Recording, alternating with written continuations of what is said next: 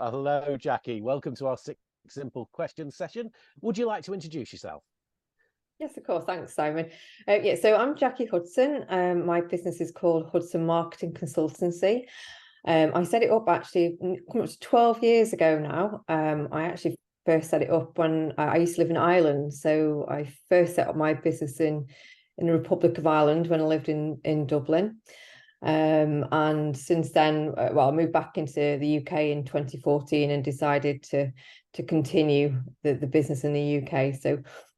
So I am a marketing consultant. My background has always been in marketing, and I offer a range of services for businesses who predominantly don't have in-house marketing people or in-house marketing expertise. And that was a main reason why I set up my business all those years ago, because I just felt there was an opportunity for those businesses who couldn't afford a full-time marketing person to who needed access to that marketing expertise. So I wanted to make it accessible for businesses. Great. So you've kind of led us into the second question: is how did you become Hudson Marketing? So quick diversion. So Republic of Ireland to the UK. Have you seen much difference in the way they work? Not so much. I mean, what I did find about the Republic of Ireland is they a lot of it is traditional marketing. When I was there many years ago, they do a lot of business through who they know, and so forth. But obviously, as any country has had to, they've all had to embrace digital marketing in some shape or form. So it's been a while since I've been working in the Republic of Ireland, but they do a lot of marketing effort through some of the more traditional channels, referral-based marketing as well, but not hugely different. No, good. So the one thing I always ask, and I normally always get the same question, is the same answer. I ask, obviously, we want to know more about you. What do you do in the your spare time, if you have any? So I have a little bit more spare time now, actually. So my Oh, well, children, that's good. That's good. Yeah. Yeah, they're getting a little bit older now. So I've got a daughter who's nearly 18 and a son who's 14. So I obviously love family time, spending time with family and friends. But like this might go well down with some members and not so well with others. But I'm a massive Manchester United fan. So I know. So I now my son's got a bit of an interest as well. So over the last 12 months, I've been trying to get back to a few matches at Old Trafford, but more so looking like this at the moment than watching them fully. So hopefully next season's a bit better. Yeah, fingers crossed. So Wynn's a United fan, and our two boys are United fans. So I'm the sole City fan in the house. So of course, who am I talking to today? Yes. So tomorrow is the FA Cup final for people who are listening to this at a different time, but should be interesting. Should be interesting.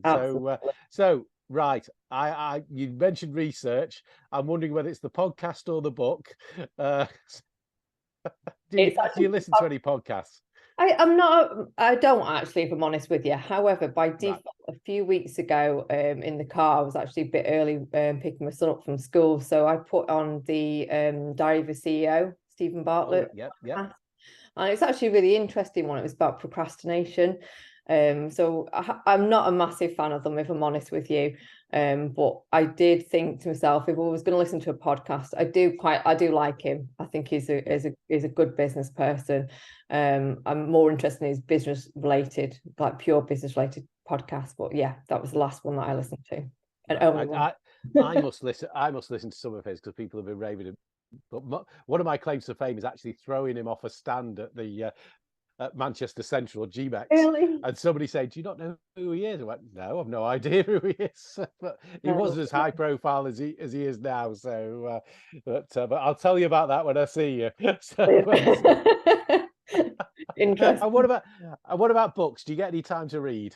So when I do, it's weird because the only time I actually read is when I'm on holiday, which some people find a bit bizarre. And I do prefer like business orientated books, and I do like fiction books. But because of what I do, I'm writing and reading all the time from marketing content and strategy documents that doing it in my normal week doesn't make sense. So the book that I recommend to people, I don't know if you can see this because I've got the blur on, but Stephen Covey's 7 Habits of Highly Effective People. And it was actually recommended to me many years ago, actually by my first client. He used to always refer to this when he was talking about giving advice to his own clients in the business world. And I think so. This book works really well for me because I like being highly effective. I like planning. I'm obviously a planner and a strategist and so forth. But I think the chapter that resonates with me personally, and also when I give advice on marketing, is chapter 7, which is all about sharpening the saw. So I'm not sure if you've read it yourself. No, I haven't. No. Really good. It's a good read. But the sharpening the saw one, for me, I use it in a marketing context that business owners use marketing tools and tactics sometimes. And sometimes it's not the tools that are ineffective, it's how they're using them. So if you bring in the right marketing expertise to help you use the marketing tools in the correct way, then you'll actually get better results, hopefully. So that's one of the books that I always refer to in personal and business. I'll take a look at that. So that's great. And the final question is, any words of wisdom to anybody watching? Oh, actually, I always think about just never giving up, always looking forward, always keep going. You'll always come across obstacles, but never give up if you've got an end goal in mind. Yeah. And that's interesting because I was talking to one of our Chester members earlier, and he's very much in sales, and he said, never be afraid of a no, because the next job is just round the corner. He said, it says, and it is that thing that you've just got to keep going, and something will come. The more persistent you are, things work, don't they? Absolutely, it is. And I think in business, when you're in business on your own, is where you're always going to get setbacks and knockbacks and so forth. But opportunities always come your way, but you just got to keep going, keep that positive mindset, and things will happen if you make them happen for yourself. Yeah, and it's good to have a community around you. So I mean, obviously business network, I do find that people will talk to each other, go, oh yeah, I've been through that, I've done that, that happened to me, so you're never alone. You think at the time, why is this happening to me, or something like that, or what, why hasn't that just quite clicked into place? But we've all been through it and done it.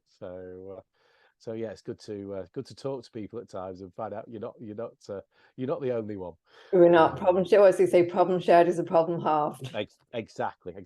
Well, thank you so much for taking part in the 6 simple questions. We got through that fairly quickly. So this will be on our YouTube channel shortly. But thank you very much, Jackie. No worries.